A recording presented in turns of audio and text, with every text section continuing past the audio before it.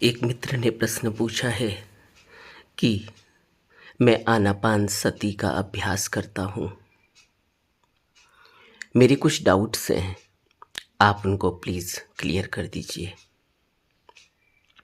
पहला कि आनापानसती का अभ्यास करते वक्त सीधे आसन में बैठकर अभ्यास कर दूं, लेकिन कभी ध्यान में मन नहीं लगता तो मैं पहले 5-10 मिनट प्राणायाम करता हूँ,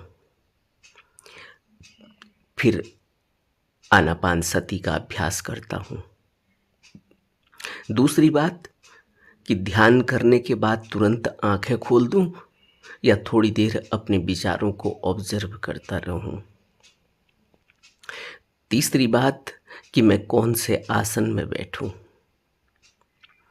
सुखासन में बैठूं, पद्मासन में बैठूं, सिद्धासन में बैठूं या नॉर्मल सुखासन में बैठकर ध्यान करूं। एक और बात इन्होंने पूछी है कि ध्यान सोने से पहले रात में कर सकता हूं, और एक बात इन्होंने और पूछी है कि ध्यान में किस तरह से क्या महसूस किया जाए।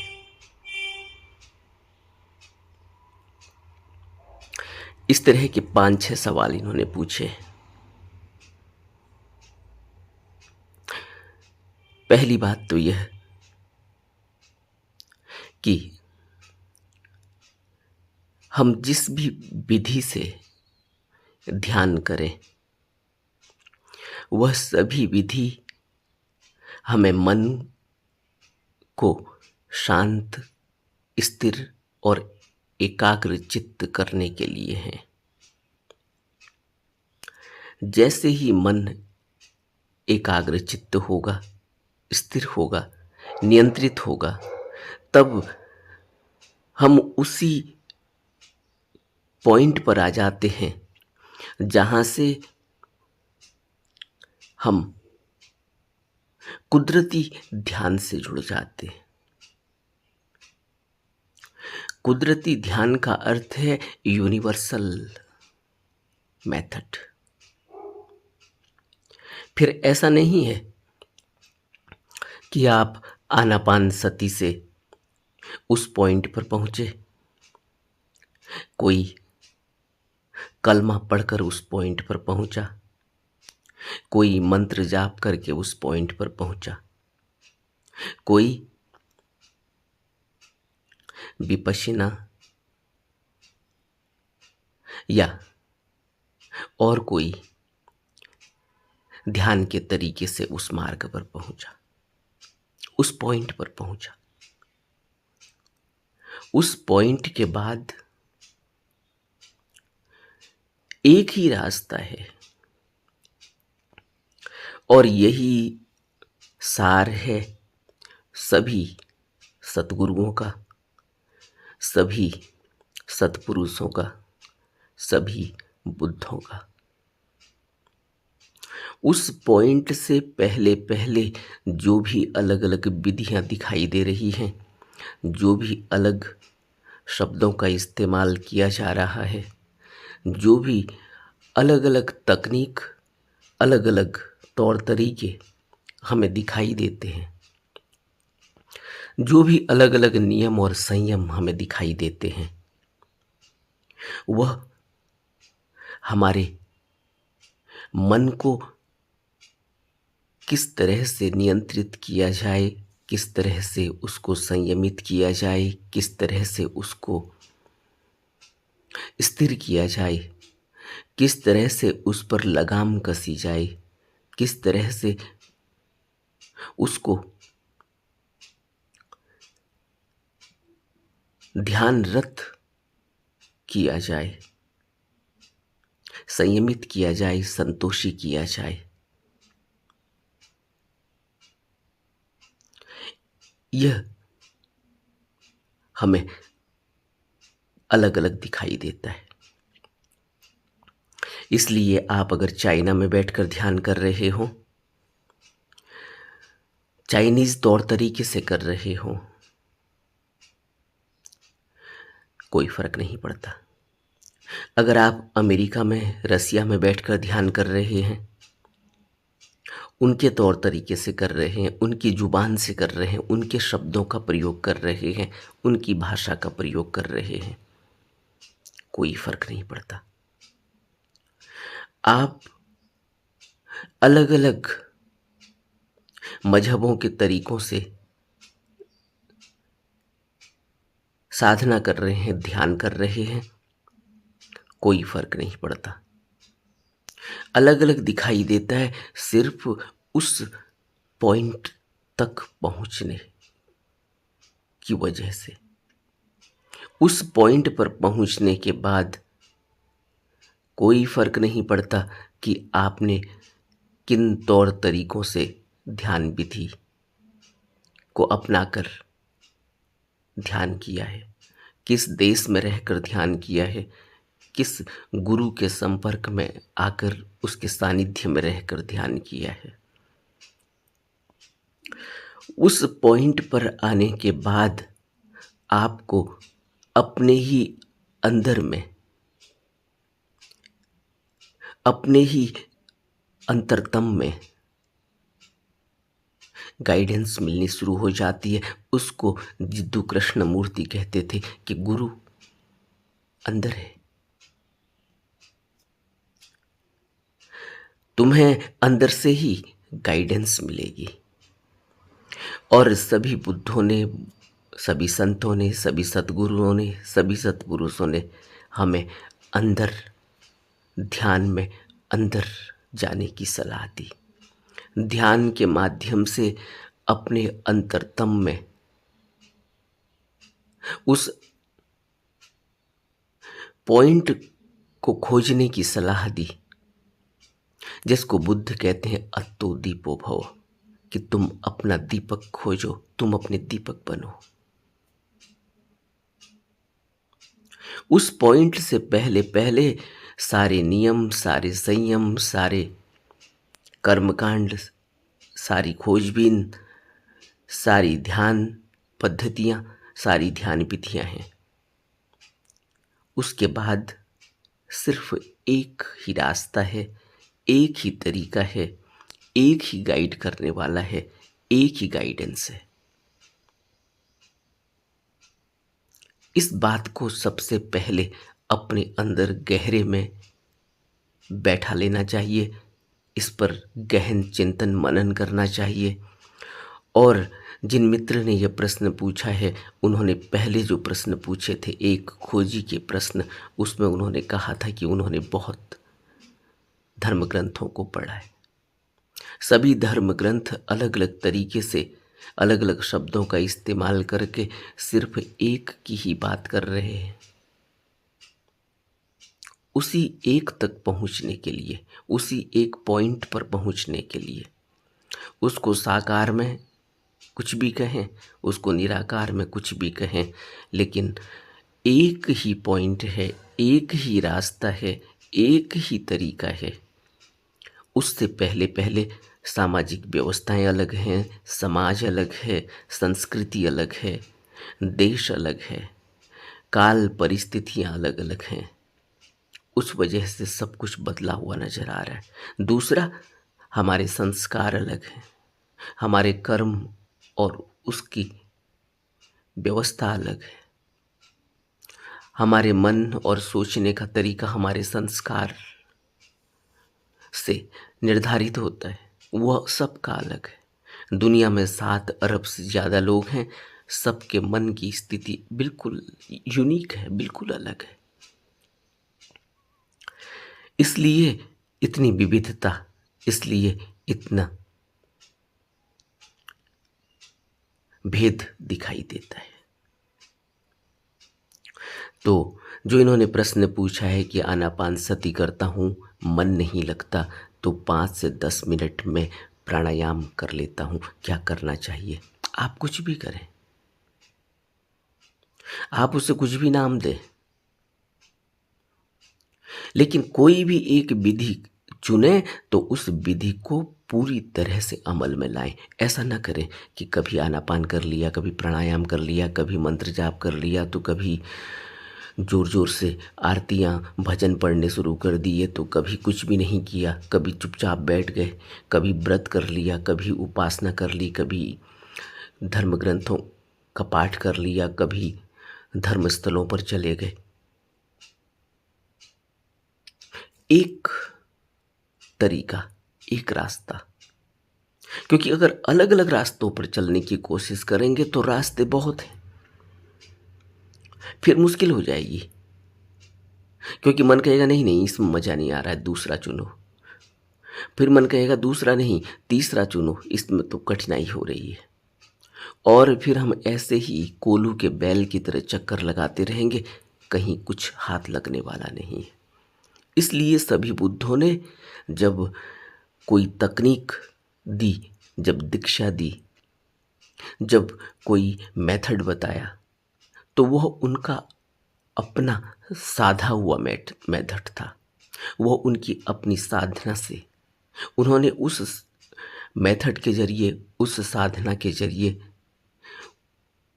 उस मुकाम को पाया था।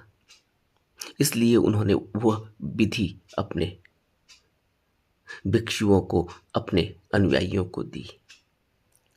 तो आप कौन सी विधि से उस पॉइंट तक पहुंचेंगे जहां से यात्रा शुरू होनी है? अपने अंतरतम में उस पॉइंट को सबसे पहले उस पॉइंट तक पहुंचना है। अपने बाहर से अपने अंदर उस पॉइंट तक पहुंचना है। वही यात्रा है। बाकी यात्रा ऐसा नहीं है कि कोई अमरनाथ की यात्रा चढ़नी है, बाहर की कोई यात्रा नहीं है। हम बाहर हो चुके हैं, हम बाहर दौड़ चुके हैं। हमने बाहर दौड़कर, बाहर की ओर अपने मन को लगाकर इतने संस्कार इकट्ठे कर लिए हैं कि अब यहाँ से अंदर की तरफ बढ़ना मुश्किल है। इसलिए बुद्ध पुरुष नियम संयम देते हैं। इसलिए बुद्ध पुरुष हमें तौर तरीके बताते हैं। नहीं तो कोई ज़रूरत नहीं है। कभी किसी ने मुझसे प्रश्न किया था, क्या आदमी को यह बताने की ज़रूरत है कि प्राणी हिंसा नहीं करनी चाहिए? क्या इसको कोई नियम में बनाना चाहिए? क्या आदमी को यह बताने की ज़रूरत है कि क्या खाना चाहिए, क्या नहीं खाना चाहिए? क्या आदमी को यह बताने की ज़रूरत है, यह नियम बनाने की ज़रूरत है कि उसे नशा नहीं करना चाहिए? क्या आदमी को यह बताने की ज़रूरत है कि उसे झूठ, मिथ्याचरण और पर स्त्री गमन नहीं करना चाहिए?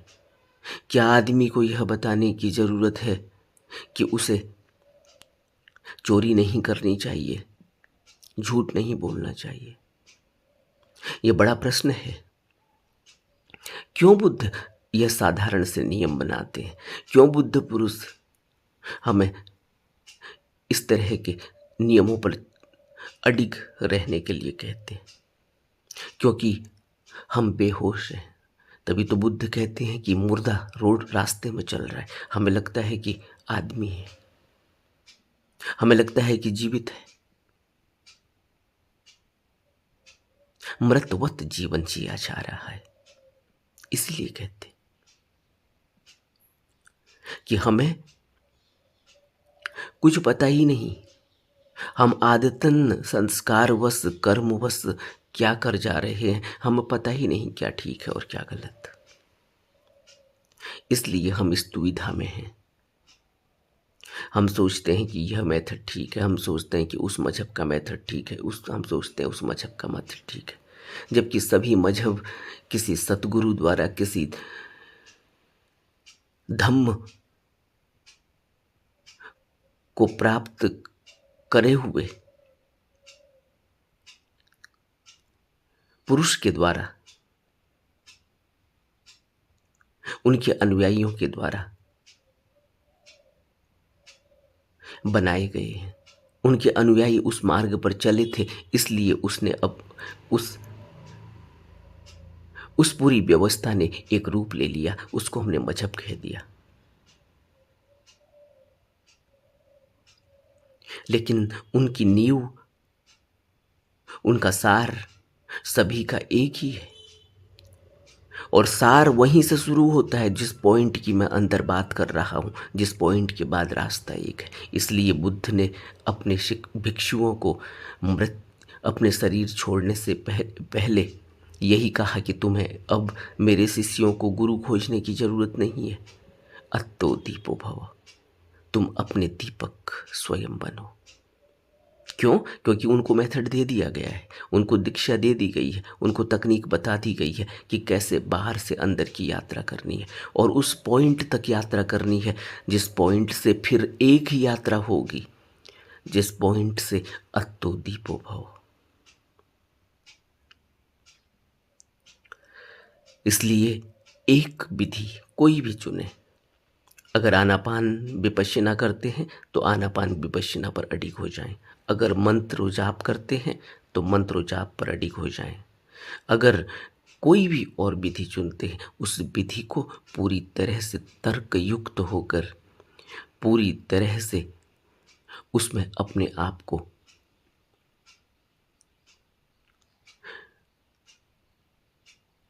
झोंक दें।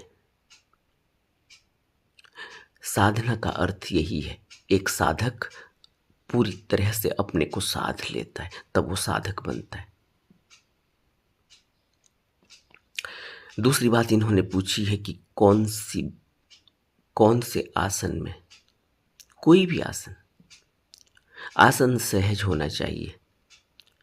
अगर आसन कुछ भी असहज होगा तो थोड़ी ही देर में शरीर में परेशानी पैदा हो जाएगी, और जब शरीर सहज नहीं रहेगा तो फिर ध्यान साधना होगी कैसे? ध्यान साधना नहीं हो सकती। ध्यान साधना के लिए सहज अवस्था में बैठना चाहिए। सुखासन साधारण सुखासन सहज अवस्था है। आलथी पलथी मारकर जमीन पर ऐसी सहज अवस्था होनी चाहिए जो न तो बहुत ज़्यादा आरामदायक हो और न बहुत ज़्यादा शरीर को पीड़ा देने वाली हो, कठोर हो, कठिन हो। नहीं तो शरीर पर ही ध्यान अटक जाएगा। थोड़ी ही देर में पाँव में दर्द हो जाएगा, थोड़ी ही देर पर कुशन चुभने लगेगा, थोड़ी ही देर में कमर में दर्द होने लगेगा। इसलिए अकड़ कर नहीं बैठना। बिल्कुल सहज अवस्था में, साधारण अवस्था में बैठकर ध्यान करना चाहिए। शुरू शुरू में परेशानी होती है क्योंकि शरीर को आदत नहीं है, और आज तो ऐसी स्थिति बन गई है आदमी की साधारणतया कि वो जमीन पर बैठना ही भूल गया है। गाँव में अगर कोई जमीन पर बैठता हो तो बैठता हो, लेकिन अब सब जगह कुर्सियां पहुंच गई हैं। आदमी बैठना जानता ही नहीं जमीन पर। आज सुखासन में या सिद्धासन में या पद्मासन में कौन बैठता है? कितने लोग बैठते हैं? शहरों में तो शायद जमीन पर आदमी को बैठे हुए सालों हो गए होंगे। ऐसी स्थिति हो चुकी है हमारी। और अगली बात इन्होंने पूछी है कि मैं ध्यान के बाद तुरंत आंखें खोल लूं। इन छोटी छोटी बातों में न उलझें। अब फिर तुम प्रश्न पूछोगे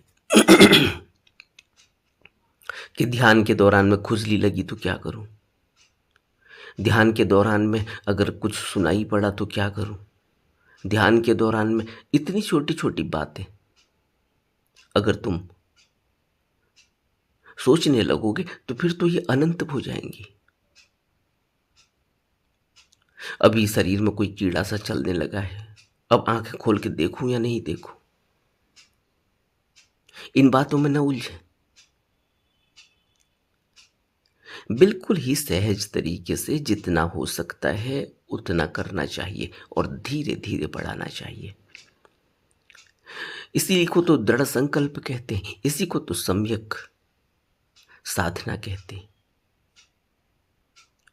साधना में जब बैठें तो बिल्कुल ही अपने आप को झोंक दें। इसको इसीलिए तपस्या कहा गया, इसीलिए इसको संकल्प कहा गया, इसीलिए इसको साधना कहा गया।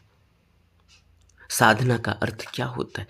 अपने को साधना है, अपने को स्थिर करना है, अपने को समस्त आदतों से मुक्त करना है, अपने को अस्थिर,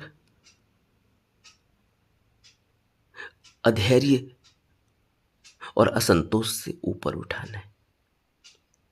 ये चीजें धीरे धीरे होती हैं क्योंकि संस्कार लंबे हैं, जन्मों जन्मों के हैं, मन पर अंकित हैं। उनसे यह मन और शरीर मिला है। इसलिए इतनी ही बात नहीं है कि एक आदत जो तुम्हें कल से लगी है, कि कल से तुम्हें कोल्ड ड्रिंक पीने की आदत लग गई, एक हफ्ते से तुम लगातार पी रहे हो तो अब लगता है कि रोज दो। बहुत से लोग खाने के बाद कोल्ड ड्रिंक पीने लगते हैं, उनको एक आदत लग जाती है, अब वो खाने के बाद कोल्ड ड्रिंक खोजते हैं। और कुछ महीनों पहले से वो नहीं पी रहे थे, अब एक आदत में आ गए, अब उनको लगता है कि इस आदत को छोड़ें कैसे। तो बात इतनी ही नहीं है कि तुमने एक आदत कुछ महीनों से पाल ली या कुछ हफ्तों से पाल ली। यहाँ तो संस्कारों की बात है, जन्मों जन्मों की कहानी है, जन्मों जन्मों की यात्रा है, जन्मों जन्मों से इस भवचक्र का बंधन है, ये भवबंधन है। तो छोटी छोटी बातों में न उलझें, बिल्कुल ही सहज तरीके से ध्यान करें, लेकिन संकल्पित होकर, एक साधक की तरह। कोई संकल्प ले लिया अगर, तो फिर उस पर अडिग रहे। इसीलिए बुद्धों ने, सत्पुरुषों ने, संतों ने नियम दिए, क्योंकि मनुष्य की स्थिति ऐसी है, उसको उसका मन पर कोई नियंत्रण ही नहीं। उसे खीर मिलेगी तो वो खीर ही खीर खाता रहेगा, उसे जो चीज़ अच्छी लगेगी वो उसको इतना खा लेगा कि उसे पता ही नहीं चलेगा कि इसके परिणाम क्या है। और फिर उन परिणामों से एक आदत पैदा होती है, फिर उन परिणामों से एक अंदर असहज अवस्था पैदा हो जाती है, फिर शरीर सुखी होने के बजाय दुखी हो जाता है। अब इस मनुष्य को कौन समझाए। और बात इतनी ही नहीं है कि खाना खा लिया तो एक आदत पैदा हो गई, या पी लिया तो एक आदत पैदा हो गई। काम वासना की आदत सबसे ज्यादा दुखदाई है। क्यों? क्योंकि उसमें अति संवेदना है। इसलिए बुद्धों ने नियम संयम दिए, इसलिए नहीं दिए कि कितना खाना है कितना नहीं खाना है। यह तो बहुत ही साधारण, क्या कितना खाना है कितना नहीं खाना है, इसको तो आदमी एक बार को कंट्रोल भी कर लेगा। लेकिन काम वासना से ग्रसित व्यक्ति, जो उसमें जिसने अपने को झोंक दिया है, इसीलिए तो पुराने दिनों में गुरुकुल व्यवस्था थी। उस गुरुकुल व्यवस्था में नियम संयम में बच्चों को रखा जाता था, उनको काम वासना से बचाया जाता था एक निश्चित उम्र तक, ताकि उनका ध्यान न भटके, उनके अंदर इस तरह की सेंसेशन, इस तरह की वासना की प्रवृत्ति न पैदा हो जाए कि उनका जीवन ही दूभर हो जाए। और आज क्या स्थिति है समाज की? क्यों हम आध्यात्म से इतना दूर चले गए? क्यों हम ध्यान से इतना दूर चले गए? जबकि हर व्यक्ति पूजा करता है, हर व्यक्ति अपने जो भी उसको सुंदर लगता है, प्रीतिकर लगता है, प्रियतम लगता है, उसने उसको ईश्वर बनाया हुआ है, अपना भगवान बनाया हुआ है। दुनिया में कितने कम लोग हैं जो कुछ नहीं मानते, और दुनिया में कितने ज्यादा लोग हैं जो अपना एक भगवान मानते हैं। लेकिन उसके बावजूद भी कितने लोग हैं जो ध्यान की तरफ अग्रसित हैं, कितने लोग हैं जो ध्यान करना चाहते हैं नहीं कर पा रहे, कितने लोग हैं जो ध्यान करना चाहते हैं और कर रहे हैं। क्यों इतनी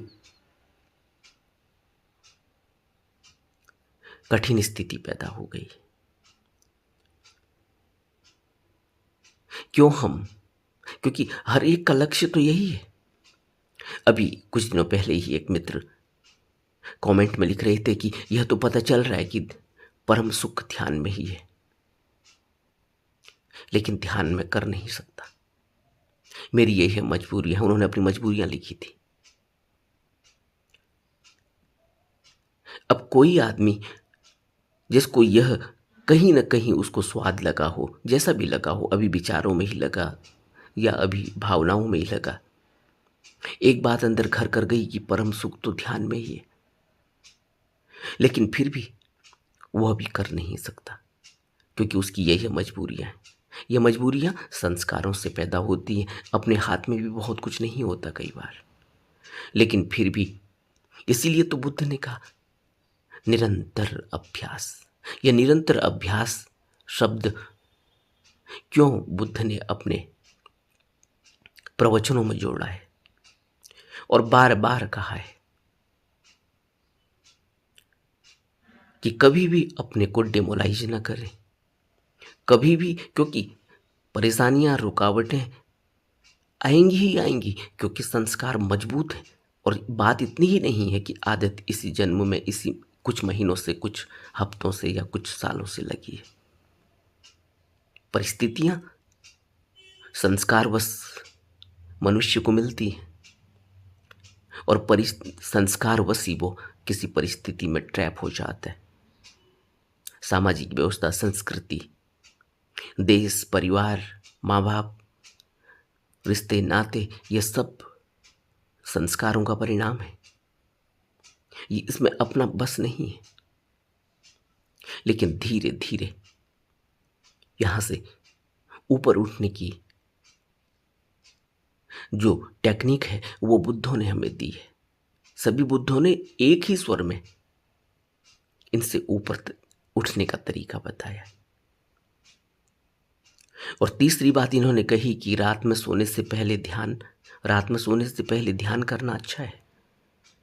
उससे मन स्थिर हो जाता है, स्थिर हो जाता है, और पूरे दिन में जो कुछ भी उसमें ऊहापोह चल रहे थे, जो कुछ भी उसमें लकीरें खींची थी, जो कुछ भी उसमें स्क्रैचेस लगे थे, जो कुछ भी घटा था, उससे वो मन शांत हो जाता है।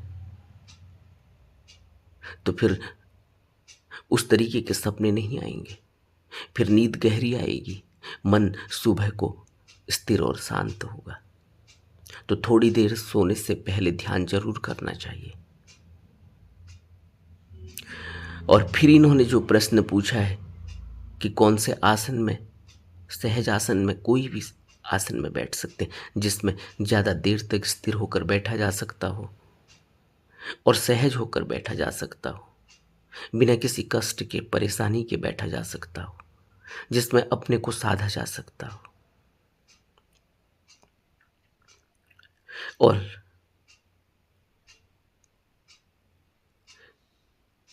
किसी भी साधना को शुरू करने से पहले दृढ़ संकल्पित होना जरूरी है।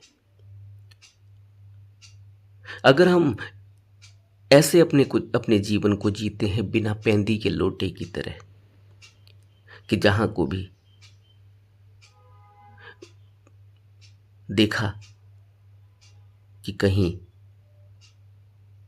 से कोई स्वाद मिल रहा है उस तरफ को चले गए, फिर वापस आ गए, निराशा मिली, फिर दूसरी तरफ को बह गए, फिर निराशा मिली, थोड़ा सुख मिला, फिर निराशा मिली, फिर किसी और तरफ बह गए। बहुत से लोग पूरी जिंदगी यही करते हैं।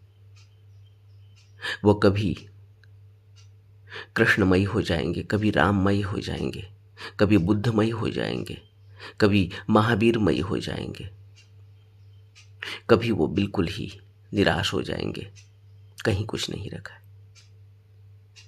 लेकिन कहीं कुछ नहीं रखा इससे भी फिर काम नहीं चलता, फिर किसी को अपना लेते हैं। लेकिन सिर्फ बाहरी तौर तरीके में ही उलझ जाते हैं। अपने अंतरतम में उस पॉइंट तक पहुंचने के लिए जहां से सिर्फ एक यात्रा है, एक ही तौर तरीका है, क्योंकि वो आंतरिक है। वो कौन सा पॉइंट है और वो कौन सा आंतरिक तरीका है, इसको सभी बुद्धों ने अलग अलग शब्दों के माध्यम से व्यक्त किया। लेकिन वह कोई तरीका ऐसा नहीं है कि अपने से किया जाए। वह तो हमारी सत्ता है, वह तो हमारा आधार है, वह तो इस अस्तित्व का आधार है। इस अस्तित्व के आधार को उद्गीत कहा, प्रणव कहा, अनहत कहा।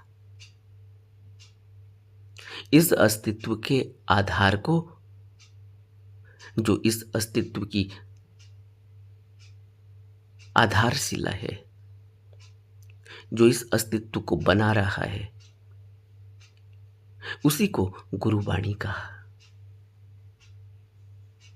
उसी को नाद कहा, उसी को शब्द कहा, नाम कहा। न जाने कितने शब्दों से समझाने के लिए उसको नाम दिए गए, लेकिन वह अनाम है और उसका कोई आकार नहीं। लेकिन उस पॉइंट तक अपने अंदर पहुंचने के लिए किसी भी तरीके को, जो भी सुगम लगे, सहज लगे, करने योग्य लगे, उसको अपनाया जा सकता है। कोई भेद नहीं है कि आप किस तरीके से करते हैं।